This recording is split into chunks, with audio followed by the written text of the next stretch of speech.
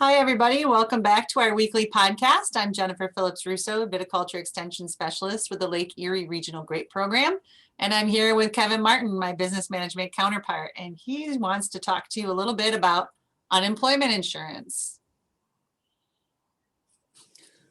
Hopefully you guys heard that all right. Looks like Spectrum's already acting up a little bit, but yes, I am Kevin Martin. We're gonna talk a little bit about unemployment insurance this week. The reason why I want to talk about it this week is, at least on the New York State side, notifications for your rate for 2021 were mailed out over the last couple of weeks. I think everybody has gotten them by now. If not, they should be around shortly. They're on a little bit of a different time frame because of some changes in policy that took place actually in January of this year as a result of the COVID epidemic. They made some changes. So that has changed what those rates are going to be. For some people, it will be significant, probably not in the vineyard industry, but I just wanted to bring it to everybody's attention. We're going to talk a little bit about unemployment insurance in Pennsylvania as well, and how it's the same and how it's different. So basically, everybody pays unemployment insurance, or they should, in New York. A little bit different in Pennsylvania. If you pay less than $20,000 per quarter, you do not pay unemployment insurance if your labor costs are under that. If any quarter pretty much ever you reach that threshold, you're going to be stuck paying unemployment for a while or forever. Kevin, just a quick question. So it's just that threshold. It's nothing to do with the amount of employees, who's part-time, who's. Right. Yeah. So if you had one employee who was earning, $80,000 a year or $40,000 working a whole lot for 6 months, you'd probably end up qualifying for unemployment. There is a threshold in New York. I did not look up what that threshold was for this podcast because it's like $800 or something. That is helpful. If you have a row of grapes and you hired someone to take care of it, you don't have to pay unemployment insurance. But if you're any kind of real farmer at all that hires anybody, you're going to, if you hire anybody, it only takes a few hours to get to $800. Right.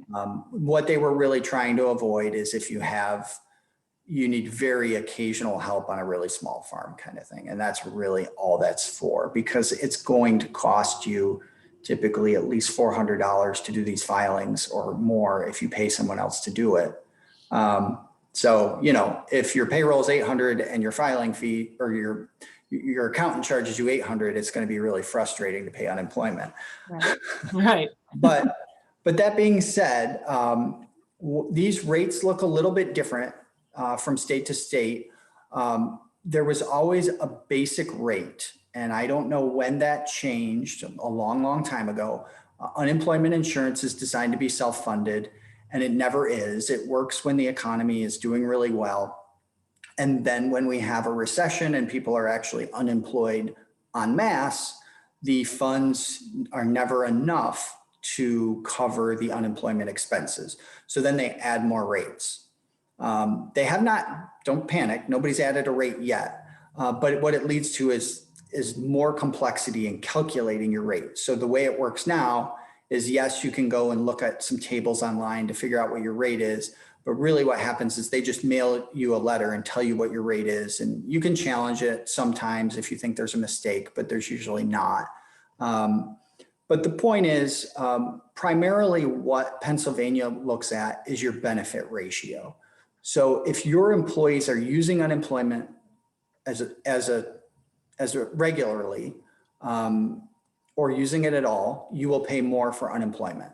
So if you have $5,000 in benefits paid out and your payroll is $100,000, that's 5% of your payroll is paid out in benefits to unemployment. That would mean that your benefit ratio is 5%, and it would mean that part of your rate is also 5%. It does not mean your total rate is 5%. So it doesn't mean you pay $5,000 a year. You actually pay more than that in Pennsylvania. But that is the most significant contribution to what you pay, is the benefit ratio. There's a reserve ratio as well. They look at how much money is in your account. So you've paid, $50,000 over time has accumulated in your account because you're paying in more than what you take in. That will affect your rate as well, but only in a fairly minor way. It will make, so as that balance goes up, your rate will go down. There's a state adjustment factor. They just change that from year to year based on how good or bad the overall account balance looks in the state. It all sounds so very complex. There's a surcharge as well on top of that. Again, both of those are fixed. It doesn't matter what you pay or what things look like. They're just going to be 0.75% and 0.35% of your payroll, or I'm sorry, 0.75% of your payroll is the state adjustment factor. The surcharge is actually 7% of the percentage, so don't worry about it. It is a fixed rate that you can't control, but both of those rates will adjust from year to year based on conditions of the general fund. Basically what it means, more importantly, is your rate will vary between 2.2% and 10.5% in Pennsylvania this year.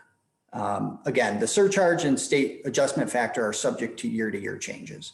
That 2% or 10% or somewhere in between will be charged on the first $8,000 of income for each employee.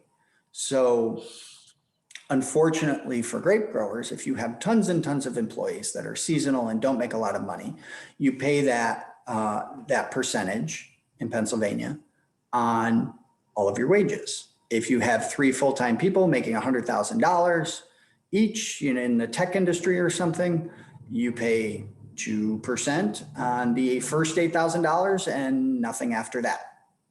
So the reason you do that is they are trying to allocate these charges to businesses that use unemployment, and businesses that have seasonal labor at lower wage rates often use unemployment more. So that's why they structured it that way. New York State is fairly similar in that they look at factors and have a whole bunch of different rates that all add up to one big rate. But they don't really look at your benefit ratio very much. What they're really looking at is your account balance and the state's account balance. So that creates a table, and your normal rate is going, and your subsidiary rate, again, just a rate they added to try to fund more things. Both of those rates are going to be based on that table. So as the state fund balance goes up, which it hasn't done in 14 years, it's been in the negative for 14 years. So we've been stuck at the highest rate. You did used to in the past go up and down. It doesn't anymore. So we can sort of disregard all columns in the table and just take a look at the employer's rate, or the employer's individual fund balance. That will sharply impact what your rate is. It can also vary from 2.1%, so slightly lower, to 9.9%, again, slightly lower. Bad news, it's charged on the first $11,800, and they have reformed that $11,800 to continue going up into basically perpetuity. It will now be it's scheduled to go up to $16,000 over the next 5 years, and then it will continue to go up based on state medium wage after that. So now it essentially has a built-in inflation factor. And so that essentially means for higher wage employees, pretty soon, even though it looks like New York State rates are slightly lower than Pennsylvania, in practice, for high paid employees, they'll be probably double. If you have employees that aren't reaching that $8,000 threshold, the rates will be somewhat similar from state to state. Now, the one big thing here is a lot of Pennsylvania growers are exempt from paying it and New York growers are not. So 0 as a rate is obviously much lower. But I did want to bring this to everybody's attention. What you do want to do is very quickly make sure your accountant has this information, because we're only in New York about 20 days away from filing our quarterly reports. So they're going to need these rates fairly soon. That's pretty seamless for them. You just have to, don't ignore the letter that came in the mail. And if you didn't get it, that's an issue. You'll have to contact the Department of Labor and figure out why. I've never heard of anybody not getting it, but I don't know, maybe you moved or something and you missed some mail. It is, it's on you to figure that out. And there are different rates. These are the rates for people who are behaving. There are different rates for people who don't pay on time. And Did you just say people who are behaving? Yeah, we don't need to get into what those rates look like if you're paying late. They're different, and I'll leave it at that. But the gist of your conversation today is make sure you have a letter, get your letter to your accountant. Yeah, and I didn't even cover the good part. There's good news. You have a letter, make sure you get it to your accountant. So to sell the bad news that 11,800 in New York was going to continue to go up. The good news is because of the COVID epidemic, the amount that you paid in unemployment benefits to your unemployed employees in New York this year was $0. The state covered it and the federal government covered it. So particularly if you are a restaurant that's not used to paying unemployment and all of a sudden your unemployment expenses went to $50,000, that actual number is $0. So your account balance, if it was positive because you didn't use unemployment very often, will continue to be $0. Okay. And the federal government picked that up. So I've got to look and see what happened in Pennsylvania, but I haven't seen anything yet. I may just be missing it. So I've got to do some further investigation. But what that means is in the notification that you just got in New York, line 2 says $0. That doesn't mean you actually paid out $0 to all of your employees. It means somebody else made those payments on your behalf. Huh. You'll pay for it later, but for now, it's free. You're just a ray of sunshine today, Mr. Martin. Well, I mean, I sort of already described, how you'll pay for it later. They're going to raise those rates and link them to median salaries. So they're going to continue to go up to like $16,000 and then up, basically adjusted to inflation after that. So we do know you're going to pay for it. We know how you're going to pay for it.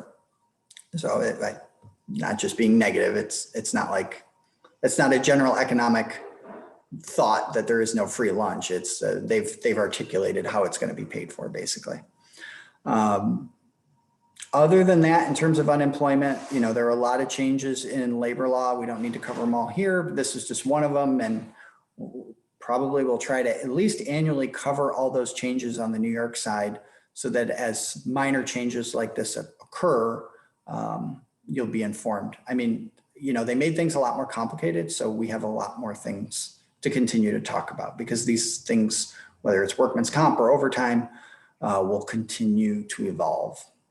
And make sure that you share this recording or at least tell your fellow growers if they haven't seen it about it so that they know where to get that information. Yeah. And I actually had a grower mention to me, a grower that has used unemployment insurance for a long time because they have a higher payroll, which a lot of our large growers do, that he was concerned that what the mandated unemployment did is encourage employees to use unemployment. And he felt that his charges were much higher because farmers that were not paying into it that should be. And that's really not the case. That I think that was just his perception based on maybe increased use by the employer. Anybody who pays into it, it's based on, your salaries with that individual. So yes, share it with your neighbors, but not so that you have to pay less because you won't pay less, but more so that they don't get slapped with a late fee, because that's usually what happens is everybody reports these wages, they're taxable wages. They show up on, W-2s and W-4s are involved, and the only step they skip is when they submit their New York 45, they don't submit the half of it that's unemployment because they never had to before. Well, so now they have all these numbers. They know what you owe. You just didn't pay it. And there's about a 12-month lag on that, which, they'll charge you extra for. Why wouldn't they? And the only other thing, in case you're just getting involved in farming or you forgot that you had to pay unemployment last year, or you're new to being large enough to pay in Pennsylvania, new employers typically pay 2.85% in Pennsylvania and 2.5% in New York. If you have pruning crews that use that unemployment, I would conservatively expect that to double over the course of the next, in the third year, or maybe the second year. You'll be at 4%, not 2.5% or 4.5%, depending on which state you're in. So just so you know, that's where you start out. That's what it's going to cost you. It will get more expensive. It will not get more expensive if you don't have that kind of seasonal labor that collects unemployment. But if you do, it will. All right, that was a lot of information. Thank you. And I have to say, I'm very thankful that you handle all of that, because Hey, if it's too much, you can always watch it twice. there you go. At night before you go to bed, or while you go to bed. Well, you can stay up all night and wonder if you have all your ducks in a row. No. This will put you right to sleep. Good to be with you all this week. We'll see you next week. Take care. Thanks a lot.